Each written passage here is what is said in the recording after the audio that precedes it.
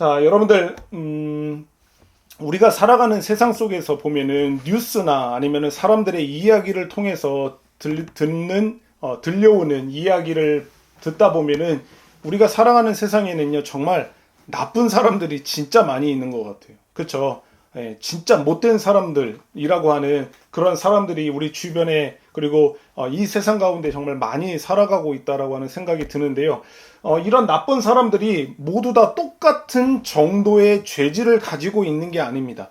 어떤 사람은 이 사람보다도 조금 덜 나쁜 짓을 하고 이 사람의 죄질은 다른 어떤 사람보다도 그 죄질이 조금 낮은 아니면 더 큰 그런 모습을 보이게 되는데 이 나쁜 짓을 하는 사람들 있잖아요. 이런 못된 짓을 하는 사람들이 그 괴롭히는 대상, 그 잘못한 일을 하는 그 대상에 따라서 이들의 죄질이 달라지게 되는 경우를 우리가 볼 수가 있습니다. 그러니까 똑같은 폭행죄, 누군가를 때리는 똑같은 죄를 저질렀다라고 해도 어떤 사람이 성인 남자를 폭행한 죄랑 아니면은 힘이 약한 성인 여자를 폭행한 죄가 그 성인 남자를 폭행한 죄보다도 더 나쁘고 또는 성인 여자를 폭행한 그 죄보다는 초등학교 여자 학생을 폭행한 죄질이 더 나쁘다라고 할 수가 있는 거죠. 그리고 뭐 노약자를 폭행한다라거나 아니면은 몸이 불편한 어떤 장애인을 그렇게 폭행했을 때는 그 죄질이 더 나쁘고 그 죄질이 달라진다라고 하는 것을 우리는 알 수가 있습니다. 이처럼 어떤 대상을 상대로 나쁜 짓을 하느냐에 따라서 그 죄의 크기와 그리고 죄질이 달라진다라고 하는 것을 우리는 알 수가 있습니다. 만약에 어떤 사람이 만왕의 왕 대신 하나님 앞에 나쁜 짓을 하고 그리고 또 이 사람이 하나님께서 가장 사랑하시는 그 교회와 그리고 하나님의 거룩한 자녀들을 상대로 못된 짓을 했다면 이 죄야말로 얼마나 크고 이 죄질이야말로 얼마나 나쁜 죄가 되겠는지 여러분들이 아마 상상이 가게 되실 것 같습니다. 하나님 그리고 그분의 자녀들 그리고 그분의 교회를 상대로 정말 몹쓸 짓을 한 사람이 있습니다. 그 사람은 우리가 잘 알고 있는 바로 사도 바울입니다. 사도 바울은요, 오늘 본문 13절, 우리가 읽었던 이 본문 13절을 통해서 자신이 내가 이전에 나는 어떤 대상을 상대로 어떤 나쁜 짓을 하였는지를 굉장히 솔직하게 그리고 굉장히 상세하게 고백을 하고 있는 것을 볼 수가 있습니다. 오늘 13절 말씀을 같이 다시 한번 읽어보면 좋겠습니다. 13절을 읽어보겠습니다. 시작! 내가 전에는 비방자요, 박해자요, 폭행자였으나 도리어 긍휼을 입은 것은 내가 믿지 아니할 때에 알지 못하고 행하였음이라. 아멘. 자, 이렇게 지금 사도 바울이 자기가 이전에 어떤 대상을 향해서 어떤 죄를 지었는지를 지금 고백을 하고 있는 거예요. 어떤 죄를 또 어떤 대상을 향해서 고백했는지를 우리가 하나씩 좀 살펴보려고 하는데 여기서 보면은 지금 나는 비방자다. 그리고 나는 박해자다. 그리고 나는 폭행자였다라고 이렇게 고백을 하고 있는 거예요. 예.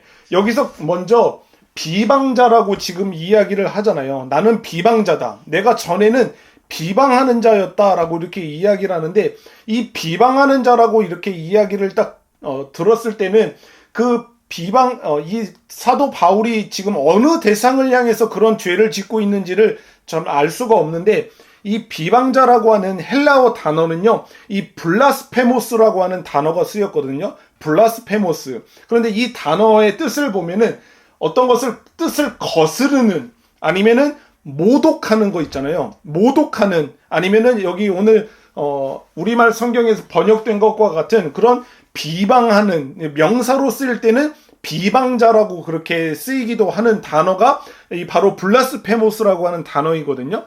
그런데 이 단어는요, 신성하게 여겨지는 것에 대해서 불손한 것, 이것을 네 글자로 줄여서 말하면 바로 신성모독이라고 할 수가 있는 거예요. 네. 신성하게 여겨지는 것에 대해서 모독하는 것, 이것을 우리가 신성모독이라고 이야기하는 건데 이 사도 바울이 지금 나는 비방자다라고 이야기하는 말은 무슨 말이냐면 바로 하나님을 향하여서 내가 신성 모독하는 죄를 범했다라고 하는 것을 고백하는 것과 같습니다. 여러분들이 아시는 것처럼요, 하나님께서는요, 죄인들을 부르셔서 그들을 회개케 하셔서 하나님의 자녀로서 새롭게 하는 것, 그들을 구원하는 계획을 갖고 계시잖아요. 그럴 뿐만 아니라 하나님께서는 그 자녀들을 통해서, 하나님께서 구원한 그 자녀들을 통해서 교회를 이 땅 가운데서 세우시는 그런 계획을 또한 가지고 계셨던 거죠. 이것이 하나님의 계획이었단 말이에요. 그런데 지금 하나님께서 사람들을 구원하고 그리고 교회를 세우는 그 계획, 하나님의 신성한 계획을 방해하고 그것을 무모화시키려고 하는 행동을 했던 것이 바로 사도 바울이었다라고 하는 거예요. 예. 그렇기 때문에 이 하나님의 신성한 계획을 방해하는, 그것을 막아서는 행동을 하는 그런 신성 모독죄를 저질렀던 사람이 바로 지금 자신 바울이다라고 이야기를 하고 있는 거예요. 여러분들도 성경을 읽어봐서 아시겠지만 유대인들이 가장 큰 죄라고 여기는 죄목이 무엇이냐면 바로 신성 모독이에요. 예수님을 십자가에 못 박은 이유 중에서도 다른 여러 이유들이 있지만, 율법을 어겼다라고 하는 이유도 있었지만 가장 주된 이유가 뭐였냐면은 저기 있는 지금 저 갈릴리 나사렛 예수라고 하는 저 사람이 신성 모독을 하고 있다. 자기가 믿는 여호와 하나님을 지금 모독하고 있다라고 하는 것을 그들이 느끼고 그것을 주장함으로 인해서 이 사람들이 참을 수 없었던 거예요. 그래서 예수를 십자가에 못 박아라 라고 그렇게 예수님을 십자가에 못 박게 되었다라고 하는 것을 우리가 알 수가 있잖아요. 그만큼 지금 이 사도 바울이 유대인이었잖아요. 이 유대인이었던 이 사도 바울이 지금 자신이 이전에 바로 하나님의 신성을 모독하는 죄를 지었던 모독자 그리고 비방자였다라고 하는 것을 지금 고백을 하고 있는 거예요. 그런데 이 신성 모독의 대상은 당연히 누가 되겠어요? 하나님이 되겠죠. 하나님을 대상으로 그 하나님의 신성한 계획들을 방해하고 막아서는 그런 신성 모독의 죄를 바울이 지금 지었다라고 자신이 고백을 하고 있는 것입니다. 그 다음에 또 사도 바울이 어떤 죄를, 어떤 대상을 향해서 지었느냐를 말하고 있는데, 두 번째가 무엇이라고 지금 이야기하고 있습니까? 박해자라고 이야기를 하고 있습니다. 이 박해자라고 하는 것을 지금 딱 들었을 때는 그럼 어느 대상을 향해서 박해를 했는지를 잘 알 수가 없잖아요. 그러면 우리가 성경을 하나 좀 찾아보면서 사도 바울이 지금 어떤 대상을 향해서 지금 박해를 했는지, 그래서 자기가 왜 그런 박해자인지를 확인해 보면 좋을 것 같은데요. 우리 한번 갈라디아서 1장 13절을 한번 찾아봅시다. 갈라디아서 1장 13절이에요. 같이 읽어볼게요. 갈라디아서 1장 13절 시작. 내가 이전에 유대교에 있을 때에 행한 일을 너희가 들었거니와 하나님의 교회를 심히 박해하여 멸하고. 여기서 지금 사도 바울이 박해를 했는데 어떤 대상을 향해서 박해를 했는지를 알려주고 있잖아요. 하나님의 교회를, 그 대상이 바로 교회인 거예요. 그 교회를 대상으로 그를 심히 박해하고 멸하려고 했다라고 하고, 또 사도행전 8장 3절에도 보면 이렇게 말합니다. 사울이 교회를 잔멸할세, 각 집에 들어가 남녀를 끌어다가 옥에 넘기니라 라고 하면서 사도 바울이 지금 그 교회를 잔멸했다라고 그렇게 이야기를 하고 있고, 하나만 더 같이 찾아볼까요? 사도 바울이 어떤 대상을 향해서 이 박해를 했는지 고린도전서 15장 9절입니다. 고린도전서 15장 9절. 자, 같이 읽겠습니다. 시작. 나는 사도 중에 가장 작은 자라. 나는 하나님의 교회를 박해하였으므로 사도라 칭함을 받기를 감당하지 못할 자니라. 아멘. 지금 이 사도 바울이 이야기하는 것은 무엇이냐면요, 바로 내가 하나님의 교회를 상대로 그 교회를 박해하고 그 교회를 핍박하고 그 교회를 진멸하려고 한 죄를 지금 이야기를 하고 있는 겁니다. 정말 무섭지 않습니까? 사도 바울은 지금 자신이 하나님의 교회, 그 거룩한 하나님께서 그토록 사랑하시는 그 교회를 대상으로 핍박하고 그를 진멸하려고 했던 그 죄를 사도 바울이 지었다라고 하는 것을 자기의 입으로 지금 고백하고 있는 거예요. 얼마나 무서운 죄인지 모르겠습니다. 교회를 핍박하고 교회를 죽이려고 하고 교회를 정말 진멸하려고 했던 이 사도 바울이 지은 죄는 정말 무서운 죄가 아닐 수가 없는 거예요. 감히 어떻게 죄를 짓더라도 그 교회를 상대로 죄를 지을 수가 있겠어요. 하나님의 비밀이고 그리고 하나님께서 가장 사랑하시는 그 교회를 상대로 지금 이 무서운 죄를 지었던 자가 바로 자신이다 라고 지금 고백을 하고 있는 것입니다. 자, 여러분, 지금 사도 바울은요, 가장 먼저 신성모독, 하나님을 대상으로 신성모독을 했다고 지은 그 죄를 지었다라고 했어요. 그리고 두 번째는 교회를 대상으로, 그 교회를 대상으로 박해하고 그 교회를 진멸하려고 하는 죄를 지었다라고 지금 이야기를 했고, 마지막에는 어떤 자라고 자기를 이야기하고 있냐면은 폭행자라고 이야기를 하고 있습니다. 그렇죠? 오늘 13절에 보면은 나는 비방자요, 박해자요, 그리고 마지막으로 폭행자였다라고 그렇게 이야기를 하고 있습니다. 사도 바울은요, 어떤 대상을 상대로 폭행하는 죄를 지었냐면요, 바로 하나님의 자녀들, 곧 거룩한 무리들인 성도들을 향하여서 이 폭행죄를 지었다라고 하는 것을 우리가 볼 수가 있습니다. 우리 한번 성경을 통해서 사도 바울이 어떻게 이 죄를 지었는지를 한번 확인해 보면 좋겠는데, 사도행전 9장으로 한번 가볼게요. 사도행전 9장 1절과 2절을 한번 같이 읽어보겠습니다. 시작. 사울이 주의 제자들에 대하여 여전히 위협과 살기가 등등하여 대제사장에게 가서 다메섹 여러 회당에 가져갈 공문을 청하니, 이는 만일 그 도를 따르는 사람을 만나면 남녀를 막론하고 결박하여 예루살렘으로 잡아오려 함이라.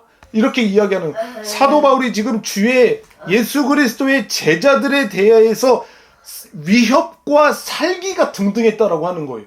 그 예수 그리스도를 믿는, 그리고 예수 그리스도를 따르는 그 제자들, 그들을 향해서 지금 그들을 죽이려고, 그들을 폭행하기 위해서 눈에 살기가 등등했다라고 하는 거예요. 그래서 지금 예루살렘에 가가지고서는 그 대제사장들에게 그런 권한을 얻고자 했던 거예요. 내가 지금 이 사람들, 예수님을 믿는, 예수님을 따르는 이 남녀노소를 막론하고 그들을 잡아다가 그를 결박하고 예루살렘으로 잡아오려고 합니다 라고 하는 그런 모습을 지금 사도 바울이 보였다라고 하는 것을 사도행전에서 이야기해주고 있고요. 또 여러분들 찾지는 마시고 제가 읽어드리면은 사도행전 22장에 보면은 이렇게 말해요. 내가 말하기를, 주님, 내가 주를 믿는 사람들을 가두고 또 각 회당에서 때리고, 이렇게 이야기하는, 사도 바울이 예수님을 믿는 사람들을 지금 잡아다가 가두고 감옥에다가 가둔다거나 아니면 그 회당에다 붙잡아서 거기서 그를 폭행하고 때렸다 라고 하는 것을 말하고 있고, 26장, 사도행전 26장에 가면 이렇게 말합니다. 예루살렘에서 이런 일을 행하여 대제사장들에게 권한을 받아서 많은 성도를 옥에 가두며 또 그들을 죽일 때에 내가 찬성 투표를 하였다라고 이렇게 이야기하는 거예요. 그러니까 사도 바울은요, 하나님의 자녀들, 하나님의 백성들, 그 하나님의 성도들을 향하여서 그들을 때리고 그들을 폭행하고 그들을 잡아 가두고 그들을 죽이는 일을 했던 사람이다 라고 하면서 나는 폭행자다라고 이야기를 하는 거예요. 무섭죠? 하나님의 자녀들을 잡아다가 죽이는 거예요. 정말 상상만 해도 하나님 앞에서는 얼마나 끔찍한 일인지 모를 일을 이 사도 바울이 지금 예수님을 믿기 전에 그런 일을 했다라고 하는 것을 지금 이야기하고 있는 거예요. 보세요, 여러분들. 지금 사도 바울은요, 나는 비방자였고 박해자고 폭행자였다라고 이야기하면서 나는 하나님을 대상으로 죄를 지었다. 그리고 나는 교회를 상대로 죄를 지었다. 그리고 나는 하나님의 자녀들을 대상으로 이 끔찍한 죄를 지었던 사람입니다. 라고 하는 것을 지금 여기서 고백을 하고 있는 거예요. 하나님을 향하여 신성 모독을 행하고 그리고 교회를 핍박하고 박해했을 뿐만 아니라 하나님의 자녀들을 폭행하고 죽였던 그 죄를 지은 사람이 바로 우리가 알고 있는 바로 예수님을 믿기 전에 바울이었다라고 성경이 말해주고 있습니다. 하나님과 그리고 교회와 그리고 성도들을 향한 이런 끔찍한 죄를 지은 이 사람, 이 사도 바울이 여러분들이 생각하시기에는 어떤 처벌을 받아야 마땅하다라고 생각합니까? 제가 서두에 이야기한 것처럼 똑같은 죄라고 할지라도 그 어떤 대상을 향해서 짓는 죄냐에 따라서 그 죄의 크기와 죄의 재질이 달라진다라고 했잖아요. 그런데 지금 사도 바울이 지은 죄의 대상을 보세요. 하나님을 향하여서, 그리고 그분께서 사랑하시는 교회를 향해서, 그리고 그분이 피값 주고 산 교회의 성도들을 향해서 이 죄를 지은 사람이에요. 그러면은 이 사도 바울은 어떤 처벌을 받아야 마땅하다라고 생각을 합니까?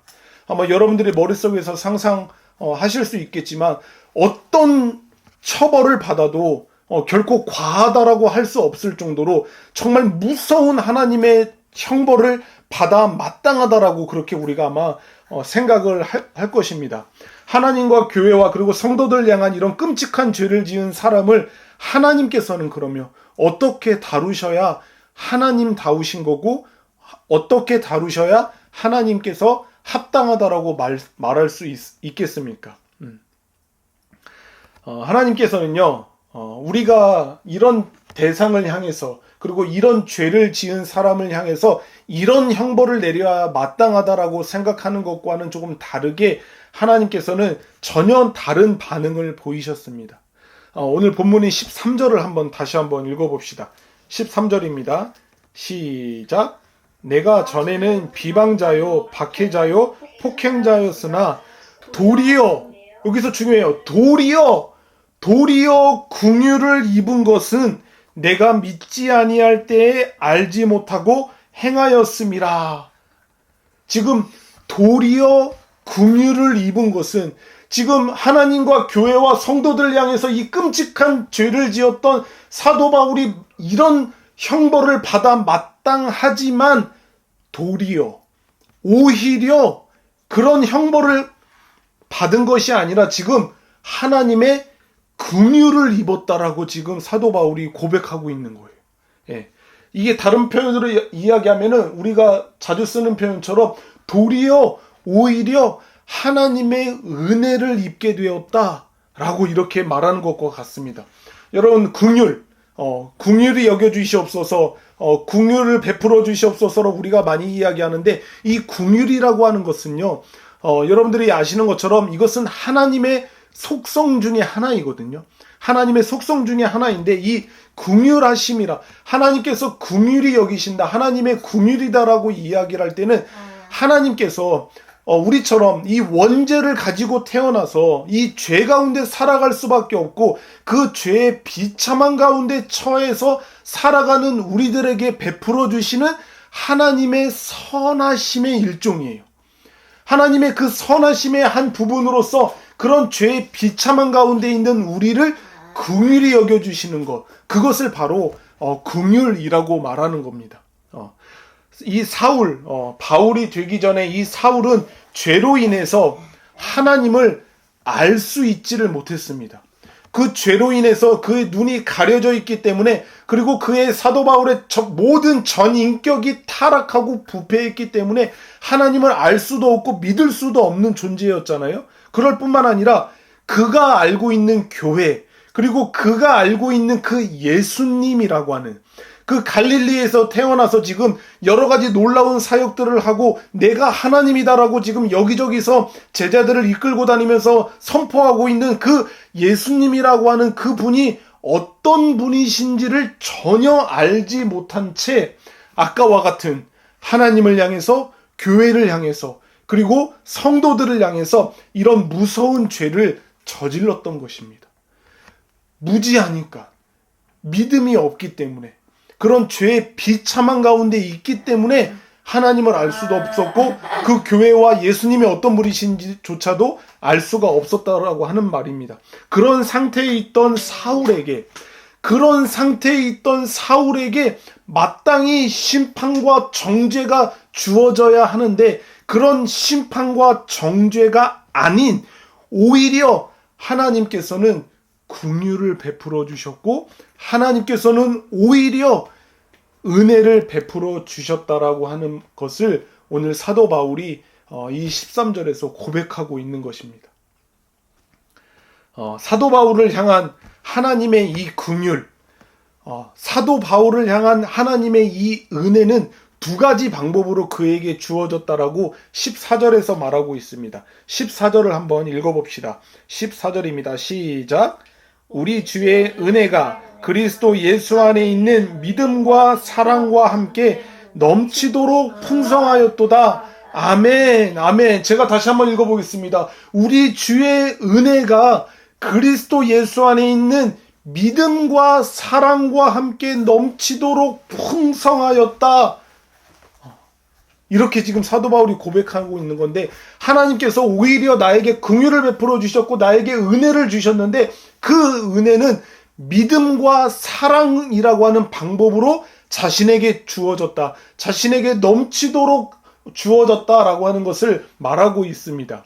사도 바울에게 하나님께서는요, 믿음을 주신 거예요. 아멘. 예. 사도 바울에게 하나님은 긍휼히 여기셔서 그에게 지금 믿음을 주신 거예요. 하나님과 그리고 예수님을 향해 불신했던 사람이 바로 바울이었잖아요. 그런 하나님과 예수님을 향해서 불신했던 그에게 지금 하나님께서는 믿음을 주셔서 믿게 하시는 거예요. 예. 죄인으로서는 불가능한 일이죠. 죄인으로서는 불가능한 일을 가능하도록 하나님께서는 지금 사도 바울에게 은혜를 베풀어 주셔서 믿음을 주시는 거예요. 우리가 잘 알고 있잖아요. 우리는 본질상 진노의 자녀이에요. 그리고 우리는 죄의 책임과 그 죄의 비참한 가운데 있어서 전적으로 모든 부분이 다 타락해서 하나님을 믿을 수 있는 존재가 아니에요. 우리가 믿고 싶다라고 해서 믿을 수 있지를 못하는 그런 처참한 상태에 있던 존재가, 그런 운명에 있던 존재가 바로 우리들이었잖아요.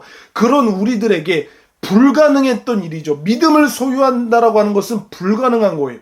그래서 하나님께서는 우리들에게 선물로 우리들에게 예수 그리스도를 믿을 수 있는 그 믿음을 우리들에게 거저 주셔. 그것으로 말미암아 우리가 믿음을 소유할 수가 있게 되지 않았습니까? 바울은 하나님께서 은혜로 주신 그 믿음으로 인해서 구약 성경, 자기가 알고 있었던 유대인으로서 구약 성경에 정통하다라고 했던 그 사도 바울은 예수님을 믿음으로 말미암아, 하나님께서 주신 그 은혜의 믿음으로 말미암아 그 구약 성경이 완전히 새롭게 깨달아졌을 거예요. 뿐만 아니라 예수님에 대해서, 그 갈릴리 나사렛에서 태어나서 그렇게 정말 말도 안 되는 그런 신성 모독하는 말이라고 떠들어대는 그 예수라고 하는 사람, 그 예수님에 대해서도 완전히 새롭게 깨달아 알게 되었을 거고, 그가 핍박하고 그가 죽이려고 했던, 진멸하려고 했던 그 교회에 대해서도 완전히 전혀 다른 인식을 갖게 되면서 사도 바울은 전 인격이 새로워졌던 거죠. 완전히 거듭나게 됐던 거예요. 무엇으로 말미암아? 은혜로 주어지는 믿음으로 말미암아. 할렐루야. 사도 바울에게 그 믿음이 주어진 거예요. 그리고 두 번째로는 하나님께서는 사랑을 베풀어 주셔서 이 사도 바울에게 은혜를, 그 긍휼을 베풀어 주신 것입니다. 바울은 교회를 향하여서 굉장히 폭력적이었죠. 아까 살펴봤잖아요. 바울이 교회를 향해서 어떤 무서움을 갖고 있었는지. 굉장히 폭력적이었고, 그리고 예수님을 따르고 믿는 자들을 향하여서도 매우 공격적이었던 사람이 바로 사도 바울이지 않았습니까? 그런 폭력과 공격적이었던 그를 하나님께서는 오히려 사랑해 주셨던 거예요. 예. 교회를 향하여서, 성도들을 향해서 그를 죽이고 폭력적이고 잔인했던 그 사도 바울에게 하나님은 지금 오히려 사랑해 주시는 거예요. 그런데 그 사랑이 무슨 사랑으로 사랑해 주셨습니까? 예수 그리스도의 십자가의 사랑으로 그 폭력적이고 공격적이었던 사도 바울을 사랑해 주셨던 것입니다. 이것 또한, 이렇게 사랑해 주신 것 또한 우리의 생각으로는 정말 불가능한 일이지 않습니까? 여러분들이 한번 생각을 해보세요. 누군가가 우리 집을, 내가 살아가고 있는, 그리고 우리의 가족들이 보금자리로 삼고 있는 우리 집을 막 불태워버렸어요. 그래서 모두 다 우리 집이 사라져버렸다라고 생각해 보세요. 그럴 뿐만 아니라 그 사람이 지금 사랑하는 나의 가족들을 다 죽였다라고 해보세요. 그런 폭력적이고 그렇게 잔인한 사람을 사랑한다라고 하는 것이 가능한 일입니까? 뭐 여러분들도 아시는 것처럼 손양호 목사님이 그 자기의 자녀를 죽인 그 북한 공산당 그 사람들을 자기의 자녀로 양자로 삼아서 그렇게 한 것을 우리가 익히 잘 알고 있지만 그게 쉬운 일입니까? 그리고 그게 그 손양호 목사님이 어떤 개인적인 그 사람의 어떠함으로 인해서 그런 일을 할 수 있었다라고 생각합니까? 아니에요. 예. 전적으로 성령의 역사고 하나님께서 그렇게 일을 하셨기 때문에 사실 그게 한 거지, 손양호 목사님의 어떤 인간적인 어떠함으로, 어떤 선함과 따뜻함으로 그런 일을 할 수 있었다라고 저는 생각하지 않습니다. 기적이 일어난 거죠. 예. 우리도 그렇잖아요. 우리는 그런 사람을 진짜로 사랑하는 일은 불가능에 가깝다라고 이야기를 할 수가 있어요. 그런데 하나님께서는 지금 이런 자신의 교회를 진멸하고 자신이 사랑하는 그 하나님의 자녀들을 죽이는 그 죄를 지었던 그 사도 바울을 예수 그리스도, 자기의 아들을 십자가에서 죽이기까지 하시는 그 사랑으로 하나님이 그를 사랑하셨다라고 하는 것을 이야기를 하고 있습니다. 저도 이런 유사한 경험을 한 적이 있지만, 제가 예수님을 처음 믿을 때 그런 경험을 했었거든요. 정말 너무나도 오랜 시간 동안에 하나님을 떠나서 하나님께서 너무나도 싫어하는 그런 무서운 죄악들, 끔찍하고 정말 그런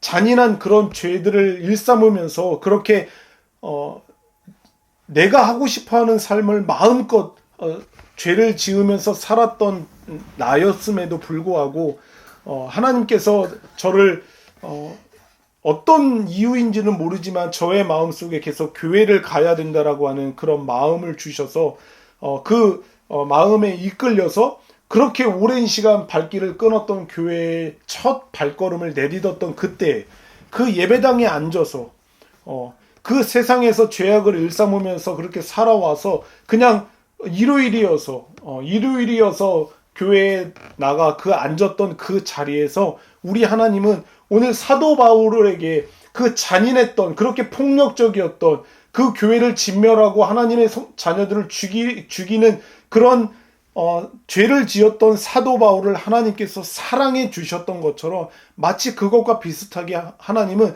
그 너무나도 오랜만에 예배당에 가 앉아있던 나에게 하나님은 아무것도 묻지 않고 따뜻한 품으로 저를 안아주시는 것과 같은 그런 경험을 제가 했었거든요. 우리 하나님은 그런 하나님이시더라고요. 예.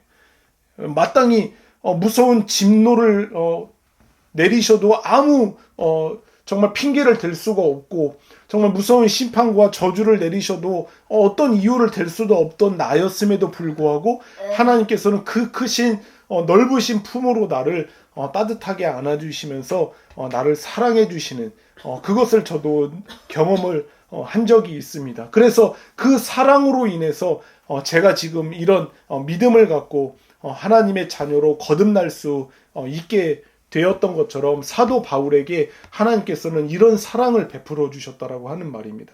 하나님께서는 바울에게 이런 믿음과 그리고 이런 사랑을 주셨는데 겨우겨우 이거 안 되는 건데, 주기 싫은데 하나님께서 겨우겨우 억지로 이것을 주신 것이 아니라 오늘 성경의 표현대로 보면 어떻습니까? 14절 마지막에 넘치도록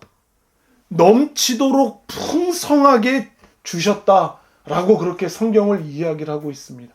자신을 향해서, 그리고 교회와 성도들을 향해서 그 무서운 죄를 지었던 그 사도 바울에게 믿음과 사랑을 통해서 은혜를 주시는 하나님께서는 풍성하게 넘치도록 그 은혜와 사랑을 주셨음을 지금 이야기를 하고 있습니다.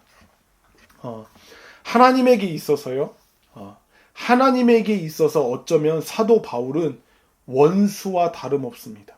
하나님에게 있어서 사도 바울은 원수라고 해도 아무런 지장이 없죠. 하나님의 원수였던 사람이 바로 사도 바울이었잖아요. 그런데 하나님께서는 이런 원수를 은혜로 갚아주시는 하나님이십니다. 할렐루야. 할렐루야. 신성을 모독하고, 그리고 교회를 박해하고 멸하려고 했고, 그리고 성도들을 핍박하고 잡아 죽이는 당신의 원수에게 하나님께서는 믿음과 사랑을 넘치도록, 그리고 풍성하게 은혜로 갚아주시는 하나님이십니다 라고 하는 사실을 오늘 성경에서 이 사실을 우리들에게 이야기해주고 있습니다. 사랑하는 우리 살아나는 교회 여러분, 우리가 예수님을 믿기 전에 우리들의 모습은 어땠습니까? 여러분들은 신성을 모독하는 죄를 지은 적이 없습니까? 하나님의 계획을, 그리고 하나님의 뜻을 방해하고 막아서는 그런 무서운 신성 모독하는 죄를 저지르지 않았습니까? 뿐만 아니라 교회를 박해하는 자이지 않았습니까? 우리가 예수님을 믿기 전에 우리는요, 우리들의 마음속으로, 그리고 우리의 생각으로, 그리고 우리들의 입으로 우리가 하나님께서 사랑하시는 그 교회를 심히 박해하며 살았던 자들이 바로 우리들이었고, 뿐만 아니라 우리들의 입으로 비방하고, 그리고 욕설하고, 그리고 저주하면서 하나님께서 사랑하시는 그 자녀들을 우리들의 입으로 폭행하는 자였던 사람들이 바로 우리들이지 않았습니까? 그런데 하나님께서는 그렇게 비방하는 자였고, 그리고 폭행하는 자였고, 그리고 핍박하는 자로 살아왔던 그 무서운 죄를 지었던 우리들에게 오늘 사도 바울과 같이 하나님께서는 우리를 긍휼히 여겨주시고 은혜를 베풀어 주셔서 믿음을 주시고 사랑을 베풀어 주셔서 하나님의 자녀로 거듭나게 하시는 이런 놀라운 일을 행하셨음을 믿습니다. 할렐루야. 아멘. 하나님께서는 이런 원수 같은 우리들에게도 원수를 은혜로 갚아주신 분이 바로 우리 하나님이십니다. 사도 바울과 전혀 다르지 않게 우리를 긍휼히 여겨주셔서 우리에게 믿음을 주셨고, 또 우리를 예수 그리스도의 그 십자가의 사랑으로 우리를 사랑해 주신 분이 바로 우리가 믿는 하나님이십니다. 이 세상을 향해서 하나님은 어떠하십니까? 우리에게 뿐만 아니라, 그리고 사도 바울에게 뿐만 아니라 하나님께서는 이 세상을 향하여서도 하나님은 지금도 긍휼과 사랑을 베풀어 주고 계시는 분이 바로 우리 하나님이십니다. 여러분들이 아시는 것처럼 이 세상과 이 세상의 사람들은 하나님을 향해서 얼마나 적대적입니까? 그들의 마음으로, 그들의 생각으로, 그들의 입으로, 그들의 행동으로 얼마나 많은 신성 모독하는 죄를 짓고 있지 않습니까? 교회를 얼마나 핍박합니까? 교회를 진멸하려고 하지 않습니까? 뿐만 아니라 하나님을 믿는 자녀들, 하나님의 백성들을 얼마나 핍박합니까? 그를 잡아 죽이고 폭행하는 죄를 지금 수많은 나라에서는 정말 그런 일이 지금 우리와 같은 시대를 살아가고 있는 사람들 속에서 일어나고 있잖아요. 예배를 드리고 있는 중에서 폭탄을 던지고, 예배를 드리고 있는 중에서 총을 쏴서 그들을 죽여버리는 일들이 일어나고 있잖아요. 이 세상은 그렇게 하나님의 자녀들을 폭행하는 죄를 짓고 있어요. 그럼에도 불구하고 하나님께서는 이 세상 가운데 긍휼을 베풀어 주고 계세요. 하나님께서는 그런 세상임에도 불구하고 여전히 이 은혜의 때이기 때문에 하나님의 사랑을 베풀어 주고 계십니다. 하나님께서는 이런 세상을 향해서도 햇빛을 주시고 비를 주시고 일반 은혜를 베풀어 주셔서 죄를 억제하는 그런 사랑을 지금 베풀어 주고 계시는 겁니다. 뿐만 아니라 심지어는 당신의 사랑하는 자녀들을 희생하면서까지 그들을 순교의 자리에까지 내몰아 가시면서 그런 세상을 향한 하나님의 사랑과 은혜를 베풀어 주고 계시는 분이 바로 우리가 믿고 있는 하나님이십니다. 아멘. 아멘. 우리는 하나님을 향하여 은혜를 원수로 갚았던 사람들이 바로 우리들이었죠. 우리가 예수님을 믿기 전에는요, 하나님이 우리들을 향해서 이런 은혜를 주셨음에도 불구하고 우리는 하나님과 그 교회와 성도들을 향해서 원수로 갚았던 사람들이 우리였어요. 그렇지만 우리 하나님께서는 그렇지 않습니다. 자신을 핍박하고 자신을 저주하고 자신의 교회와 성도들을 죽이려고 했던 그 삶을 살아왔던 우리들에게 하나님께서는 원수를 은혜로 갚아주시는 그 놀라운 은혜와 사랑을 우리들의 인생 가운데 베풀어 주셨음을 믿습니다. 사랑하는 여러분, 하나님께서는 우리가 하나님을 향해서 원수되었던 것을 하나님께서는 사랑과 은혜로 갚아주시는 그런 하나님이시기 때문에 우리는 그런 하나님으로 인해서 우리의 새로운 삶을 살게 되었지 않습니까? 그럼 우리들의 이 삶을 어떤 삶으로 살아가야 할지 답은 너무나도 뻔합니다. 답은 너무나도 뻔해요. 그렇게 우리를 사랑해 주신, 오히려 도리어 긍휼과 은혜와 사랑과 믿음을 베풀어 주셔서 우리를 구원하시는 하나님을 향하여, 하나님을 위하여 살아가는 존재가 되어야 하는 것이 너무나도 마땅합니다. 그런 삶을 살아가는 저와 여러분들이 되었으면 좋겠고, 이런 사랑과 이런 은혜를 베풀어 주신 하나님, 그리고 예수 그리스도를 본받아 우리도 긍휼히 여겨주고, 그리고 우리도 사랑을 베푸는 삶을 살아가는 저와 여러분들의 복된 삶이 되시기를 예수 그리스도의 이름으로 축원드립니다. 아멘.